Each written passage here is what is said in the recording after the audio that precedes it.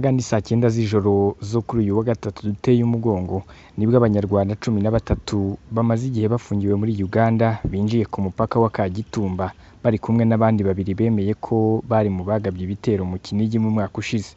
Uruhande rwa Uganda rwari ruhagarariwe n'umuyobozi wungirije ushinzwe abinjira n'abasohoka muri Minisiteri y'Umutekano Mwesigye Marcelino, ari nawe wabashyikirije urwego rw'abinjira n'abasohoka rw'u Rwanda. Yavuze ko muri abo 15 bashyikirijwe u Rwanda barimo abantu 13 barekuwe ku gicamunsi cyo kuri uyu wa kabiri banashyikirizwa ambasade y'u Rwanda mu buryo buheruka kwemeranywaho n'abayobozi b'ibihugu byombi ko Uganda igomba kurekura Abanyarwanda bafunzwe binyuranyije n'amategeko. Yakomeje avuga ko bamwe muri abo bantu bari bafite ibirego bijyanye n'umutekano ariko leta ya Uganda yabikuyeho. Abandi bari bakurikiranyweho ibyaha byo kwinjira mu gihugu nta byangombwa. Mu kiganiro n'abanyamakuru abantu 13 barekuwe ariko mu nkiko zacu harimo abantu babiri bakurikiranywe n'inkiko zibifitiye ububasha ariko bagombaga kwirukanwa mu gihugu. Muri rusange twazanye abantu 15. Munezero Daniel wari mu bafungiwe muri Uganda avuka mu karere ka Nyagatare ariko yaratuye mu karere ka Kicukiro. Avuga ko yakundaga kujya muri Uganda kuko afite murumuna we wigayo, yajyaga kumusura hanyuma akagaruka mu Rwanda. Yatawe muri yombi ubwo yari agiye gushaka ibyangombwa muri Uganda kuko yabayeyo ajya kubishakira kuri Interpol ya Uganda.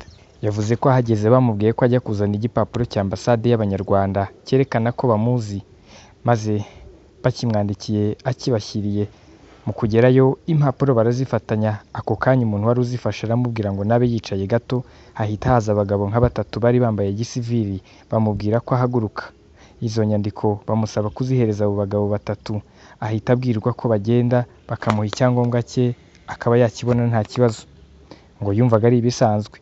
Mu kubakurikira bageze imbere yabonye aguye mu bantu barenga 10 haparitse imodoka y'umweru. Mu kumwereka iyo modoka barayifunguye arebyemo imbere abonamo imbunda.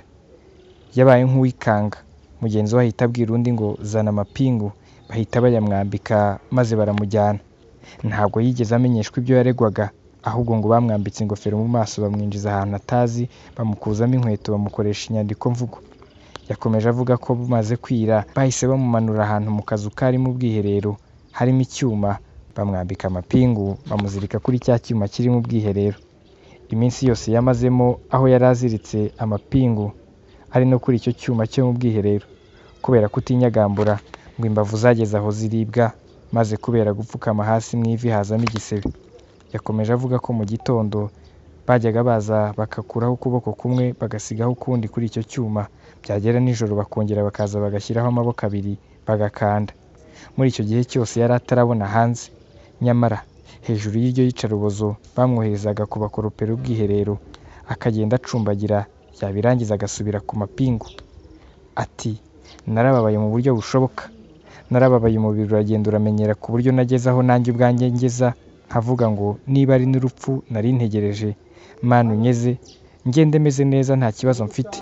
Avuga ko nyuma yo kurekurwa n'ubu atariyumvisha ko ari mu buzima ku buryo agifite ihungabana ry'ubuzima yanyuzemo muri Uganda.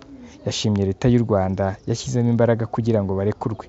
Mu barekuwe kandi harimo abagabo uko ari 2, Suriyetona Selemani Kabayija na Private Fidele Nzabonimpa, biyemereye ko binjiye mu mutwe wa Rudurunana ndetse ko bari mu bagabye igitero mu Kinigi umwaka ushize, nyuma bakaza guhungira mu gihugu cya Uganda. Ku wa mbere nibwo urukiko rwa gisirikare rwa Uganda rwakuye ibirego kuri abo bagabo 2 kugira ngo boherezwe mu Rwanda aho baregwaga gutunga imbunda, aho bafatiwe na UPDF ku mupaka wa Uganda bafite imbunda nyuma y'igitero cyari kimaze kugabwa mu Kinigi. Mu nama yahuje u Rwanda na Uganda ku wa 5 w'icyumweru gishize, umunyamabanga wa leta muri Minisiteri y'Ububanyi n'Amahanga Nduhungirehe Olivier yavuze ko Uganda ikwiye gutandukana n'ibikorwa byo gufasha abagamije gutera u Rwanda.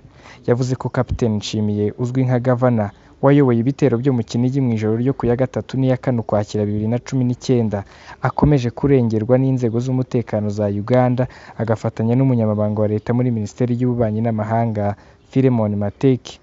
Yakomeje avuga ko akomeje kujya mu nkambi ya Kyangwali aho abarwanyi bamwe n'imiryango yabo baba, akunda kujya Kisoro gusura umugore we cyangwa guhura na Minisitiri Mateke akamuha amabwiriza. Nyuma y'uko Uganda ibohereje mu Rwanda, byitezwe ko bashobora kugezwa imbere y'ubutabera kimwe na bagenzi babo bafatiwe muri icyo gitero. Simeon Stizo Muhumuza, One Nation Radio. i Kagitumba.